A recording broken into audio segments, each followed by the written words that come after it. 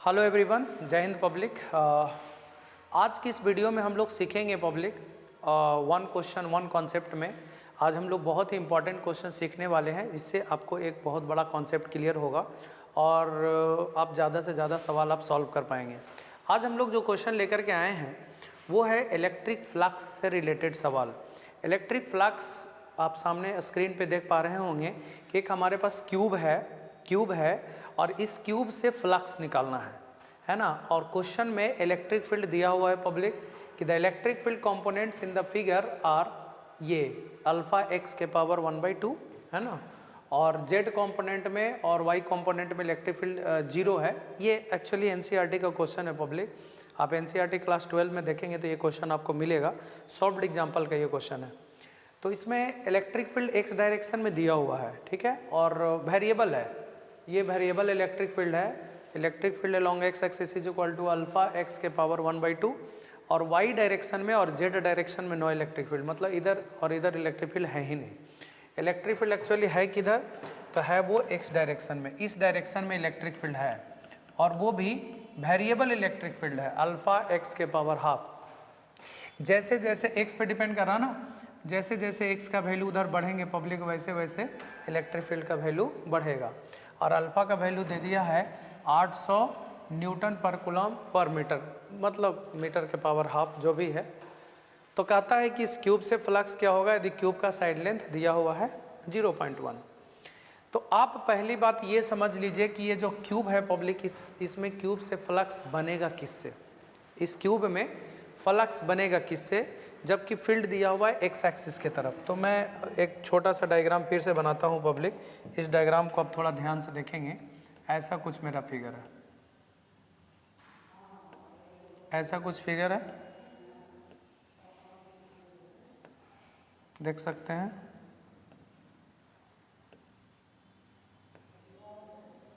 ये x axis है, ये वाई एक्सिस है and this is the Z axis. ये एक्स एक्सिस हो गया, ये वाई एक्सिस हो गया, ये जेड एक्सिस हो गया। यहाँ से ए डिस्टेंस पर चल करके ए साइड लेंथ का एक क्यूब हमने रखा है पब्लिक, और फील्ड जो दिया हुआ है वो एक्स की तरफ दिया हुआ है, मतलब इधर की तरफ दिया हुआ है इलेक्ट्रिक फील्ड, ठीक है। इलेक्ट्रिक फील्ड एक्स एक्सिस की तरफ दिया हुआ है। तो आप देखेंगे कि ये जो फेस है, ये जो हम फेस की बात कर रहे हैं पब्लिक, ये फेस यहाँ से ए डिस्टेंस पर ये फेस है, ठीक है।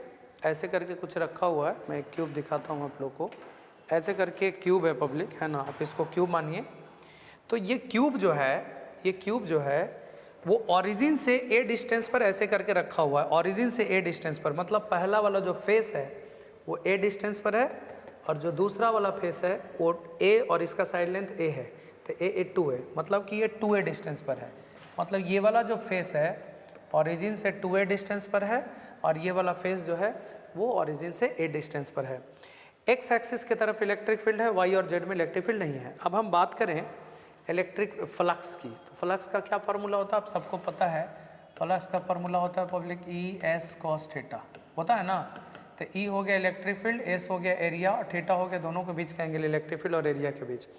तो आप अगर बात करें ऊपर वाला फेस की, तो ऊपर वाला फेस का एरिया वेक्टर ऊपर होगा, देख लीजिए आप, ऊपर वाला फेस का एरिया वेक्टर ऊपर होगा, सरफेस के परपेंडिकुलर होता है। और इलेक्ट्रिक फील्ड हमारा दिया हुआ है एक्स एक्सिस की तरफ, तो एरिया वेक्टर और इलेक्ट्रिक फील्ड दोनों परपेंडिकुलर हुआ। और परपेंडिकुलर में थीटा का वैल्यू कितना डिग्री होगा 90, और cos 90 का वैल्यू 0, तो फ्लक्स 0, यानी इस सरफेस से फ्लक्स नहीं बनेगा। अगर फील्ड उस डायरेक्शन में है और हम इससे फ्लक्स की बात करें तो 0 होगा। इस सरफेस से एरिया वेक्टर इधर होगा और इलेक्ट्रिक फील्ड उधर है, तो इलेक्ट्रिक फील्ड एरिया दोनों एक दूसरे के परपेंडिकुलर है, तो परपेंडिकुलर रहेगा तो थीटा 90 और cos 90 का वैल्यू 0। इससे भी नहीं बनेगा फ्लक्स, इससे भी नहीं बनेगा फ्लक्स। यानी जो हमने कलर किया है पब्लिक ग्रीन कलर से जिस फेस को, उसी फेस से फ्लक्स बनेगा। ये वाला फेस से फ्लक्स बनेगा और इस फेस से फ्लक्स बनेगा। अब बाकी के 4 गो फेस से फ्लक्स नहीं बनेगा, इस बात को ध्यान देना है। अब सुनिए ध्यान से, इस सरफेस का एरिया वेक्टर इधर की तरफ होगा, राइट वाला का SR मतलब राइट वाला फेस का एरिया वेक्टर, और इस सरफेस का एरिया वेक्टर इधर होगा SL मतलब surface area of left face area vector. लेकिन इलेक्ट्रिक फील्ड इस डायरेक्शन में है और इलेक्ट्रिक फील्ड जो x डायरेक्शन में दिया हुआ बेटा कितना दिया हुआ, अल्फा x के पावर 1/2। ये क्वेश्चन में गिवन है, देख लीजिए आप। इलेक्ट्रिक फील्ड x डायरेक्शन में कितना, अल्फा x के पावर 1/2। ठीक है, अल्फा कांस्टेंट है, इसका वैल्यू 800 दिया हुआ ऐसा यूनिट में। तो इलेक्ट्रिक फील्ड x डायरेक्शन में दिया हो। अब हम देख रहे हैं कि ये जो सरफेस है, इस सरफेस के पास इलेक्ट्रिक फील्ड किधर होगा, उधर की तरफ इलेक्ट्रिक फील्ड होगा, लेकिन लेफ्ट वाला फेस के पास इलेक्ट्रिक फील्ड कितना होगा, अल्फा। यहाँ से इस फेस का दूरी कितना है, a, तो x की जगह पर a लिख लेंगे, a के पावर 1/2। तो अगर हम फ्लक्स लेफ्ट फेस से बात करें तो फ्लक्स का फॉर्मूला क्या होता है, E लेफ्ट वाला फेस पर electric field, area of left face, और दोनों के बीच का एंगल कितना हो जाएगा, 180। क्यों, क्योंकि इलेक्ट्रिक फील्ड उस डायरेक्शन में है, इलेक्ट्रिक फील्ड उस डायरेक्शन में है और एरिया वेक्टर इस डायरेक्शन में है, और दोनों एक दूसरे के अपोजिट डायरेक्शन में, तो थीटा का वैल्यू 180। लेफ्ट वाला फेस पर इलेक्ट्रिक फील्ड कितना, अल्फा, a के पावर 1/2।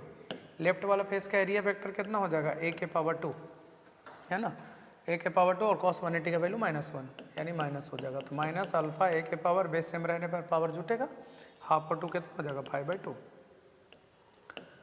तो लेफ्ट वाला फेस का फ्लक्स निकल गया।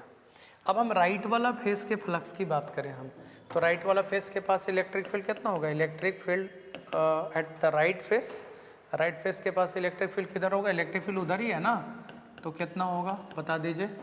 तो इलेक्ट्रिक फील्ड का फॉर्मूला है अल्फा x के पावर 1/2। तो यहाँ से इस फेस का डिस्टेंस है 2a, तो 2a के पावर कितना हो जाएगा, 1/2। तो फ्लक्स क्या हो जाएगा पब्लिक, फ्लक्स क्या हो जाएगा, फ्लक्स थ्रू राइट फेस, देखिए ना, तो फ्लक्स क्या हो जाएगा, तो फ्लक्स का फॉर्मूला हो जाएगा E/S cos थीटा, थीटा का वैल्यू कितना डिग्री, 0 डिग्री। तो इलेक्ट्रिक फील्ड एरिया वेक्टर और थीटा का वैल्यू कितना डिग्री, 0 डिग्री। तो इलेक्ट्रिक फील्ड राइट वाला फेस पर कितना हो जाएगा, अल्फा इंटू 2a के power half, area right face का कितना हो जाएगा, साइड का स्क्वायर, स्क्वायर शेप में है ना, तो a स्क्वायर हो जाएगा और cos 0 का वैल्यू 1। तो अल्फा 2 के पावर हाफ हो जाएगा पब्लिक, 2 के पावर हाफ और a के पावर हाफ और a के पावर 2। तो देख लीजिए 2 के पावर हाफ मतलब √2 अल्फा a के पावर 5/2 के बराबर। ये हो जाएगा फ्लक्स थ्रू राइट फेस। तो लेफ्ट फेस से फ्लक्स निकल गया, राइट फेस से फ्लक्स निकल गया। अब हमको टोटल क्यूब से फ्लक्स निकालना है। तो आप जान रहे हैं कि 4 को फेस से फ्लक्स बनेगा नहीं, ये दोनों से फ्लक्स बन रहा है पब्लिक। तो टोटल फ्लक्स अगर निकालना है तो दोनों को ऐड करना पड़ेगा। फ्लक्स स्केलर क्वांटिटी है, आप डायरेक्ट जोड़ सकते हैं। तो total flux through the cube, cube से टोटल फ्लक्स कितना होगा, तो टोटल फ्लक्स क्या होगा, लेफ्ट वाला फेस से और राइट वाला फेस से दोनों को निकाल के जोड़ देना है। तो लेफ्ट वाला फेस से कितना हो जाएगा, माइनस अल्फा a के पावर 5/2 और राइट वाला से कितना हो जाएगा, √2 अल्फा a के पावर 5/2। अब दोनों को कॉमन करेंगे तो अल्फा कॉमन, a के पावर 5/2 कॉमन, -1 प्लस √2। तो अल्फा का वैल्यू गिवन है 800 और a का वैल्यू 0.1। देख लीजिए अल्फा का वैल्यू यहाँ से दिया हुआ बेटा, अल्फा का वैल्यू 800 और a का वैल्यू साइड लेन दिया हुआ 0.1। तो यहाँ से 0.1 आप कर सकते हैं, के पावर 5/2 और ये हो जाएगा √2 - 1। By solving this you get answer. तो आप इसको सॉल्व करके आंसर ला सकते हैं। तो ये है पब्लिक बहुत इंपॉर्टेंट क्वेश्चन, और इससे आप समझ गए होंगे कि इस टाइप के सवाल को कैसे बनाना है। ये एनसीईआरटी का बहुत ही बेहतरीन क्वेश्चन है और एनसीईआरटी का ये सॉल्व एग्जाम्पल है पब्लिक। तो आई होप ये कॉन्सेप्ट फ्लक्स निकालने का समझ में आ गया होगा कि वेरिएबल इलेक्ट्रिक फील्ड हो और अगर हमको किसी क्लोज बॉडी से फ्लक्स निकालना हो, then you can find by using this method. इस मेथड को यूज़ करके आप इस सवाल को सॉल्व कर सकते हैं। आई होप ये समझ में आ गया होगा पब्लिक। तो अगर समझ में आ गया पब्लिक तो इसको शेयर करें, थोड़ा सा लाइक कर दें। Thank you, thanks for watching.